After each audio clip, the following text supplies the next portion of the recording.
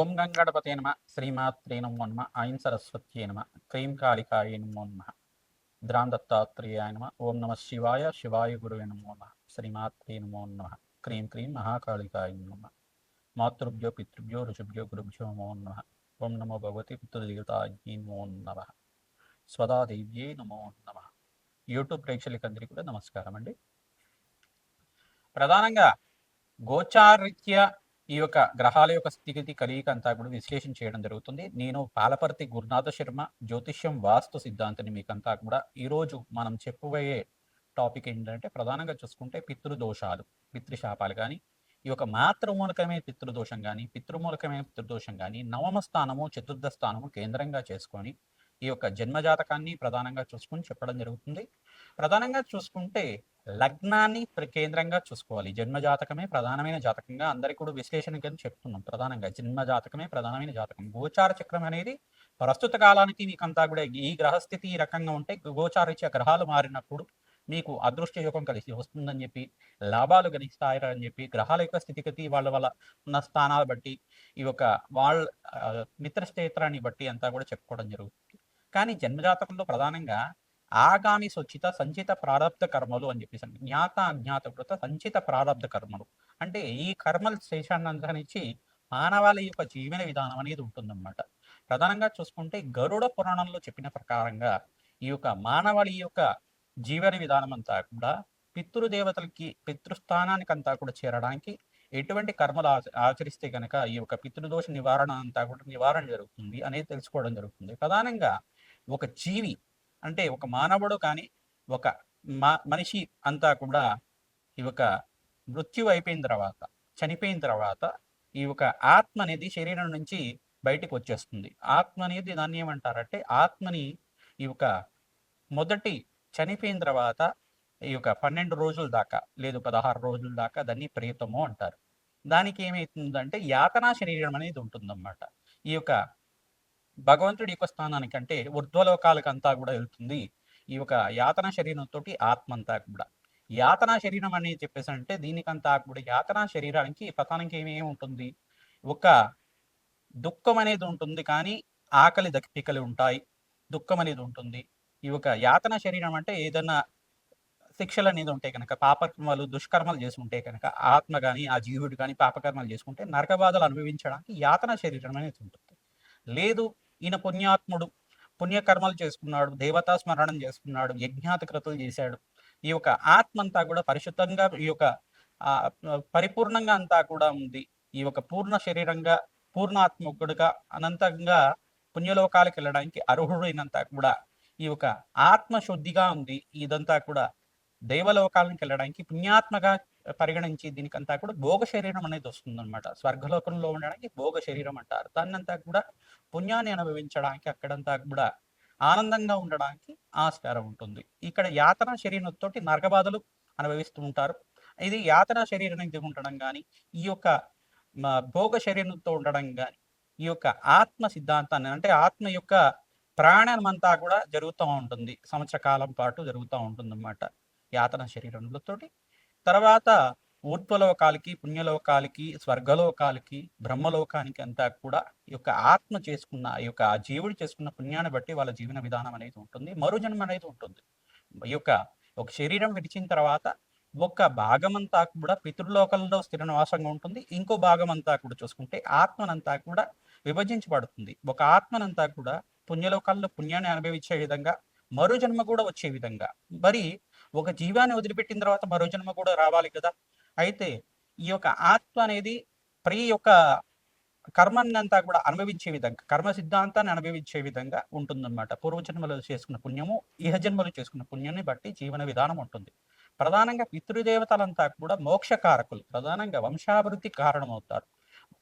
ప్రధానంగా పితృదేవతలు ఆరాధన చేసుకోవడం వల్ల, పితృదోష నివారణం అంతా కూడా పరిహారం చేసుకోవడం వల్ల పితృణాం శాశ్వత పరబ్రహ్మలోక స్థిరమాసి అంతా కూడా 27 తరాల దాకా పితృదేవతలంతా కూడా మోక్ష స్థానంలో ఉండడానికి కారణమవుతుంది. ప్రధానంగా మోక్ష నారాయణ బలి విధానం అయితే పూజ విధానం ఉంటుందన్నమాట. ఇది పుణ్యక్షేత్రాల్లో అంతా కూడా ఆచరిస్తూ ఉంటారు, నదీ పరివాహ ప్రాంతాల్లో అంతా కూడా ఆచరిస్తూ ఉంటారు. ప్రధానంగా చూసుకుంటే 4 పుణ్యక్షేత్రాలు కానీ 5 పుణ్యక్షేత్రాలు కానీ దీనికంతా కూడా యోగకరంగా ఉంటుంది. ప్రధానంగా చెప్పుకునేది ఏంటంటే గోకర్ణ పుణ్యక్షేత్రం. గోకర్ణ పుణ్యక్షేత్రం ఆత్మలింగం ఉంటుంది. ఆత్మలింగం ఉన్న ప్రదేశంలో అంతా కూడా ఈ యొక్క ఆచరణ చేయడం వల్ల గోకర్ణ పుణ్యక్షేత్రంలో ఒక పరివాహ దేవతల దగ్గర ఒక దేవాలయం దగ్గర అంతా కూడా చేస్తూ ఉంటారు. నదీ ప్రవాహం దగ్గర అంటే సముద్ర మార్గం దగ్గర అంతా చేస్తూ ఉంటారు కావున ఈ పుణ్యక్షేత్ర ప్రాంతంలో అంతా కూడా అత్యంత పుణ్యప్రదంగా మోక్ష నారాయణ బలి విధానం చేయించుకోవడం, తిలహోమాన్ని ఆచరించడం వల్ల జన్మజాతకంలో మీకు పితృదోషం కానీ పితృశాపం కానీ ఉంటే గనక ఈ పరిహారం ఆచరించుకుంటే పితృణాం శాశ్వత పరబ్రహ్మలోక స్థితిమాసిచ్చేత్తం అని చెప్పేసి అని వేదం అంటుంది కనుక ఈ యొక్క పితృదేవతల ప్రీతికరంగా 4 తరాల వాళ్ళ పేర్లంతా కూడా మద్వంశాణం, మాతృవంశాణం.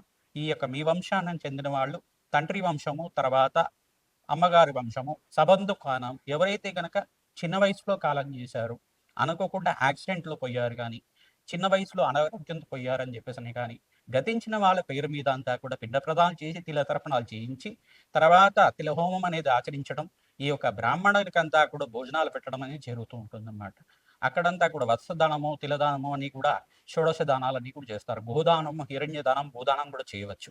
ఈ యొక్క ఆవు దూడని కలిపి ఈ యొక్క వృషభాన్ని కలిపి అంతా కూడా ఈ యొక్క గోమాత దానం చేసుకోవడం వల్ల 6 నెలల గ్రాసం అంతా కూడా దానం చేయడం వల్ల పితృశాపం నుంచి నివారణ కలుగుతుంది. సర్వే పితృణాం శాశ్వత మోక్ష సిద్ధి ప్రాప్త్యర్థం అనే సంకల్పంతో పితృదేవతలంతా కూడా పరబ్రహ్మ లోకంలో స్థిర నివాసంగా ఉండడానికి ఆస్కారం ఉంటుంది.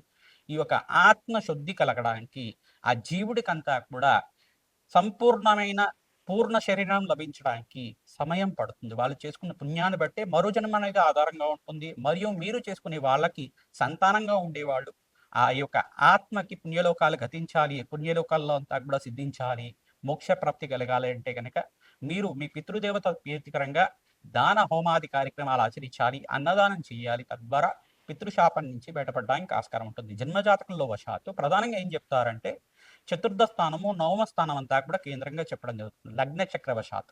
లగ్నం తెలిసి ఉంటే లగ్నాన్ని చూసుకోండి, లేదు రాశి తెలిసి ఉంటే కనుక రాశిని చూసుకోండి. ప్రధానంగా చూసుకుంటే జన్మజాతకంగా అంతా కూడా విశ్లేషణ చేయడం జరుగుతుంది కావున లగ్నాన్ని ప్రామాణికంగా చెప్తున్నాను. ఇక్కడంతా కూడా ప్రధానంగా 3 గ్రహాలంతా కూడా దీనికి కేంద్రంగా చెప్పుకుంటారు. రాహువు కానీ కేతువు కానీ నవమ స్థానంలో ఉంటే కనుక లగ్న చక్రవశాత్ ఈ యొక్క పితృదోషం ఉంటుంది అని చెప్పేసి అంటారు. మరియు సూర్య భగవానుడు రాహుతో పాటు కలిసి ఉన్న ఏ లగ్నమైనా కానీ, మరియు శని యొక్క వీక్షణ అంతా కూడా నవమ స్థానంలో ఉన్న సూర్య భగవానుడి మీద ఉన్న, చతుర్థ స్థానంలో ఉన్న సూర్య భగవానుడి మీద ఉన్న పరస్పర వీక్షణ అంతా కూడా ఉన్నా కానీ ఈ యొక్క పితృదోషం వర్తిస్తుంది. పరస్పరంగా పుత్రులకి మరియు తండ్రికి అంతా కూడా విభేదాలు అనేది ఉంటాయి. ఈ యొక్క మనస్పర్ధలు అనేది ఉండడం కానీ, ఏకాభిప్రాయం రాయడానికి సమయం ఉండడం కానీ, అన్నతమ్ముల యొక్క సఖ్యత లేకపోవడం కానీ, ఇవన్నీ కూడా పితృదోషానికి కారణమవుతుంది. సంతానం అనేది ఆలస్యంగా జరుగుతూ ఉంటుంది. సంతానం అనేది కళ్యాణం అయిన తర్వాత ఆలస్యంగా జరుగుతూ ఉండడం కానీ, కొంతమందికి పుత్ర సంతానమే ఎక్కువ అవుతూ ఉండడం కానీ, స్త్రీ సంతానం లేకుండా ఉండడం కానీ, కొంతమందికి అయితే 4 కానీ 5 కానీ స్త్రీ సంతానమే ఉండడం కానీ, ఇదంతా కూడా పితృదోషం కిందే పరిగణించబడుతుంది. ఎంత ప్రయత్నం చేసినా ఈ యొక్క కష్టాలు, ఆర్థికమైన కష్టాల నుంచి బయటపడడానికి మార్గం దొరకపోవడం కానీ, అన్ని ధనం ఉన్నప్పటికి కూడా మనశ్శాంతి లేకపోవడం కానీ, రోగబాధలతో దీర్ఘకాలికంగా రోగబాధలతో ఇబ్బంది పడుతూ ఉండడం కానీ, అనుకోకుండా ఆ అకాల మరణాలు చెందుతుండడం కానీ, చిన్న వయసులో వివాహం కాకుండా అకాల మరణం చెందుతుండడం కానీ, ఇవన్నీ కూడా పితృదోషానికి కారణమవుతుంది. ఈ దోషం నుంచి పరిహారం కావాలి అంటే గనక మేము చెప్పే పరిహారం అంతా కూడా విశ్లేషణ చేసుకుంటూ ఉండండి. తర్వాత మీకంతా కూడా పరిహారం చెప్పడం జరుగుతుంది. మీకంతా కూడా చెప్పిన పరిహారం మీరంతా కూడా పాటిస్తే గనక పితృదోషము, పితృశాపము, మాతృమూలికమైన దోషం కానీ బయటపడడానికి ఆస్కారం ఉంటుంది. మకర రాశి, మకర లగ్న జాతకులు లగ్నం తెలిసి ఉంటే కనుక లగ్నాన్ని చూసుకోండి, లేదు రాశి తెలిసి ఉంటే కనుక రాశిని కేంద్రంగా చేసుకొని చూసుకోండి. ప్రధానంగా చూసుకుంటే జన్మ జాతకం తెలిసి ఉండాలి.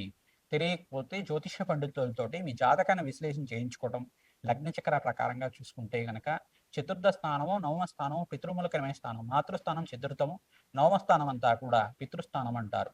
పూర్వ పుణ్యస్థానం అంటారు దీన్నంతా కూడా. ఈ స్థానాల్లో కనుక పాపగ్రహాలైన రాహు కానీ కేతు కానీ కేంద్రంగా ఉండడం, లేదు కుజ రాహుల కలిగి కానీ, సూర్య రాహుల కలిగి కానీ, కుజకేతుల కలిగి కానీ, ఈ యొక్క శని రాహుల కలిగి కానీ, సూర్య రాహుల కలిగి కానీ ఉంటే కనుక దీన్ని పితృదోషం అంటారు ప్రధానంగా. ఈ యొక్క పాపగ్రహాల యొక్క దృష్టి అంతా కూడా శనీశ్వరుడు యొక్క దృష్టి సూర్య భగవానుడి మీద పడుతున్నా కానీ, అంటే నవమంలో ఉన్న సూర్య భగవాను మీద కానీ, చతుర్థంలో ఉన్న సూర్య భగవాను మీద కానీ, పంచమంలో ఉన్న సూర్య భగవాను మీద అయినా కానీ దృష్టి కేంద్రంగా పడుతుంటే కనుక, సహజంగా వైరి ఉండే గ్రహాల యొక్క దృష్టి పడితే కనుక దీని దోష కారణం అవుతారు. ప్రధానంగా పితృదోషం నుంచి బయటపడడానికి ఈ యొక్క పితృదేవతల ప్రీతికరంగా మోక్షనారాయణ బలి విధానం ఆచరించడం, గ్రహదోష నివారణ కోసం అంతా కూడా తిలహోమము, తిలశ్రాద్ధం అంతా కూడా ఆచరించడం వల్ల మీకంతా కూడా శాంతి హోమాది కార్యక్రమాలు ఆచరించడం, మీకంతా కూడా పుణ్య కార్యక్రమాలు చేసుకోవడం వల్ల పుణ్యప్రాప్తి కలుగుతుంది. ఆర్థికంగా రుణ బాధలు ఉన్నాయి, ఆర్థికంగా ఇబ్బందులు ఉన్నాయి, ఇదంతా కూడా పితృదోషమే కారణమవుతుంది. ఎవరికైనా కానీ పూర్వీకులు తెలియకుండా కానీ ఈ యొక్క పిండ ప్రదానాలు ఆచరించకపోవడం కానీ, తెలిసి తెలియకుండా ఈ యొక్క పిండ ప్రదానాలు చేయకుండా వదిలిపెట్టడం కానీ చేస్తూ ఉంటారు. ఈ యొక్క శ్రాద్ధ కర్మలు చేయకుండా వదిలిపెడుతూ ఉంటారు తెలియకుండా. ఐదంతా కూడా చేసుకుంటే ఈ యొక్క పితృదోషం కారణమవుతుంది. దాని నుంచి బయటపడడానికి మోక్షనారాయణ బలి విధానం ఆచరించడం, కాశీ క్షేత్రంలో కానీ మోక్షనారాయణ బలి విధానం ఆచరించిన వాళ్ళకి అఖండ పుణ్యయోగం సిద్ధిస్తుంది. గోకర్ణంలో కూడా ఈ యొక్క దక్షిణ కాశీగా అంటారు దీన్నంతా కూడా. ఈ యొక్క కాశీ పుణ్యక్షేత్రంలో కానీ గోకర్ణ పుణ్యక్షేత్రంలో కానీ ఆచరించడం వల్ల మీకంతా కూడా పుణ్యయోగం సిద్ధించడానికి ఆస్కారం ఉంటుంది. అష్టైశ్వర్య యోగం సిద్ధించడానికి ఆస్కారం ఉంటుంది. వంశాభివృద్ధి కలుగుతుంది. గోకర్ణ ఎవరైతే కనుక తిలహోమాన్ని చేస్తారో, ఈ యొక్క గోదానం చేసుకుంటారో బ్రహ్మలోక ప్రాప్తి కలుగుతుందట.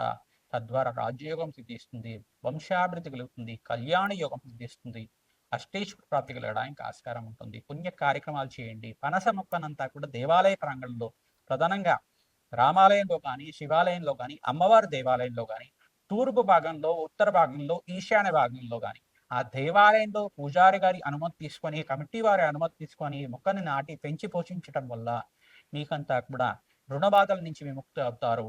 వంశాభివృద్ధి కలుగుతుంది. ఆర్థిక కష్టాల నుంచి బయటపడతారు. పరిష్కారం ఆచరించండి. మోక్షనారాయణ బలి విధానం చేయించండి. తద్వారా సర్వే పితృణాం శాశ్వత పరబ్రహ్మలోక స్థిరమాతిథ్యర్థమని చెప్పేసి అంటుంది వేదం అంతా కూడా. ఈ యొక్క తిలహోమాన్ని చేసుకోవడం వాళ్ళకి వంశాభివృద్ధి కలుగుతుంది. మరియు అమావాస్య తిథి రోజున ఈ యొక్క చనిపోయిన తిథి రోజున కానీ శ్రాద్ధ కర్మలు చేసుకోవడం మరియు స్వయంపాక దానం చేసుకోవడం వల్ల, ప్రతి అమావాస్య రోజున బ్రాహ్మణోత్వం కంతా కూడా స్వయంపాక దానం చేయడం వల్ల అష్టేశ్వర ప్రాప్తి కలగడానికి ఆస్కారం ఉంటుంది. వంశాభివృద్ధి కలుగుతుంది. మోక్ష ప్రాప్తి కలగడానికి ఆస్కారం ఉంటుంది. శ్రీమాత్రే నమః. మేషాది ద్వాదశ రాశుల వాళ్ళు ప్రధానంగా జాతకాన్ని ప్రధానంగా కేంద్రంగా తీసుకుని మీ జాతకరీత్యా ఈ యొక్క లగ్న చక్రవశాత్తు పితృదోషం కానీ, పితృశాపం కానీ, మాతృమూలమైన శాపం కానీ, స్త్రీ శాపం కానీ ఉందా లేదా నిర్ధారణ చేసుకోవాల్సి ఉంటుంది. మేము చెప్పే పరిష్కారం ఆచరించడం వాళ్ళకి రాజ్యయోగం సిద్ధిస్తుంది, అష్టేశ్వరి యోగం కలుగుతుంది, పుత్ర పౌత్రాది సమృద్ధి కలుగుతుంది, అష్టేశ్వర ప్రాప్తి కలుగుతుంది, మహాలక్ష్మి స్థిర నివాసంగా ఉండడానికి ఆస్కారం ఉంటుంది. ఆర్థికంగా రుణబాధలు ఉన్నాయి, భూతగాథలు ఉన్నాయి, ప్రాపర్టీ డిస్ప్యూట్స్ అనేది ఉన్నాయి. కానీ ఇట్లాంటి కష్టాలు కానీ, దుఃఖాలు కానీ ఉంటే గనక ప్రధానంగా పితృశాపం కారణం అవుతుంది. మాతృమూలకమైన శాపం కలుగుతుంది. ప్రధానంగా ఆలస్య కన్యాలను అవుతుండడం కానీ, ప్రధానంగా డైవర్స్ కేసెస్ ఎక్కువగా అవుతుండడం కానీ, ఇది కూడా పితృదోషం, పితృశాపం కింద అవుతూ ఉంటుంది అన్నమాట. దీన్ని స్త్రీ శాపం కూడా అంటారు. ప్రధానంగా ఇక్కడ చూసుకుంటే ఈ పరిహారం అంతా కూడా 5 పుణ్యక్షేత్రంలో అంతా కూడా ఆచరించడం, గోకర్ణ పుణ్యక్షేత్రంలో కానీ, త్రయంబకేశ్వర దగ్గర అయినా కానీ, మోక్షనారాయణ బలి విధానం, తర్వాత కాశీ పుణ్యక్షేత్రంలో కానీ, మరియు ప్రయాగ్రాజ్ దగ్గరైనా కానీ, విష్ణుపాదం ఉన్న బీహార్ దగ్గర ఉన్న విష్ణుపాదం దగ్గరైనా కానీ, గయాశ్రాద్ధం దగ్గరైనా కానీ, బ్రహ్మకపాలం దగ్గరైనా కానీ, మరియు పిఠాపురం దగ్గరైనా కానీ, త్రయంబకేశ్వరం దగ్గరైనా కానీ గోదానం, హిరణ్యదానం చేసుకోవడం, తిలశాంతి హోమాది కార్యక్రమాలు చేసుకోవడం, ఏ త్రిపిండి శ్రాద్ధము 64 పిండాలు కానీ 128 పిండాలైనా కానీ ఈ యొక్క పితృదేవతలు గతించిన ఉన్న వాళ్ళ పేరు మీద పుణ్య కార్యక్రమాలు ఆచరించుకోవడం, మోక్షనారాయణ బలి విధానం ఆచరించడం, తిలదర్పణాలు చేయడం, తిలహోమాన్ని ఆచరించడం, గోదానం చేసుకోవడం వల్ల, పుణ్య కార్యక్రమాలు అన్నదానం చేయించడం వల్ల వంశాభివృద్ధి కలుగుతుంది. బీద వాళ్ళకి వస్త్రదానం చేసుకుంటే కీర్తి ప్రతిష్టలు, సంఘంలో గౌరవం పెరుగుతుంది, అష్టేశ్వర ప్రాప్తి కలుగుతుంది, రాజయోగం సిద్ధిస్తుంది. మీ జన్మజాతకాన్ని జ్యోతిష పండితులతోటి మీరంతా కూడా పరిష్కారం ఆచరించండి. విశ్లేషణ చేసుకున్న తర్వాత మీకు దత్తనాడి ప్రకారంగా, లగ్న చక్ర ప్రకారంగా అంతా కూడా పరాశర సంహితలో చెప్పిన ప్రకారంగా, మోక్షనారాయణ బలి విధానం అంతా కూడా ఈ యొక్క గరుడ పురాణంలో చెప్పిన విధానంగా అంతా కూడా పరిష్కారం ఆచరించిన వాళ్ళకి సర్వే పితృణాం శాశ్వత మోక్ష సిద్ధి ప్రాప్తిర్థం అని చెప్పేసి ఉంటుంది వేదం అంతా కూడా. పితృ పితామహ ప్రపితామహ వసురుద్ర ఆతిథ్య స్వరూపంగా ఉన్న పితృదేవతల ఆశీర్వాదం అంతా కూడా లభిస్తుంది. వంశాభివృద్ధి అంతా కూడా కారణం ఉంటుంది. అష్టైశ్వర్య యోగం సిద్ధిస్తుంది, రాజయోగం కలిసి వస్తుంది, కళ్యాణ యోగం సిద్ధిస్తుంది, వంశాభివృద్ధి కలుగుతుంది, ఆనందమైన జీవితం జీవించడానికి ఆస్కారం ఉంటుంది. శ్రీమాత్రే నమః.